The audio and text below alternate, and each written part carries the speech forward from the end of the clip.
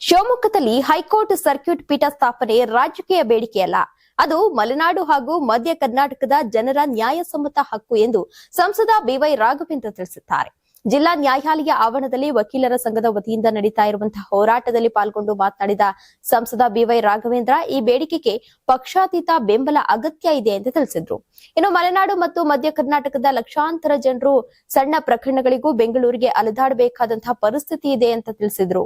ನೀವು ಸಣ್ಣ ಆಗ್ಬೇಕಲ್ವಾ, ಅದು ಒಂದು ಉತ್ತಮ ಆಹಾರದಿಂದ ಸಣ್ಣ ಆಗ್ಬೇಕಲ್ವಾ. ಪ್ರತಿದಿನ ನಮ್ಮ ಜೀನಿ ಸ್ಲಿಮ್ ನ ಯೂಸ್ ಮಾಡಿ ಯಾವುದೇ ಸೈಡ್ ಎಫೆಕ್ಟ್ ಇಲ್ದಂಗೆ ನೀವು ಸಣ್ಣ ಆಗ್ತೀರಾ.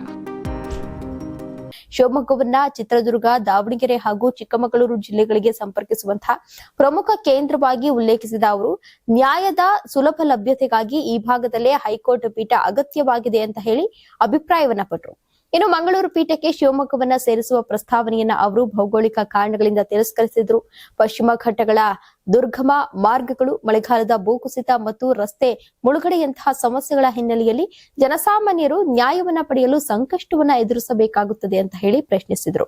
ಇನ್ನು ಕರಾವಳಿ ಮತ್ತು ಮಲೆನಾಡು ಜಿಲ್ಲೆಗಳ ವಕೀಲ ಸಂಘಗಳು ಈಗಾಗಲೇ ಈ ಪ್ರಸ್ತಾವನೆಗೆ ವಿರೋಧವನ್ನ ವ್ಯಕ್ತಪಡಿಸಿರುವುದನ್ನ ಉಲ್ಲೇಖಿಸಿದ್ರು.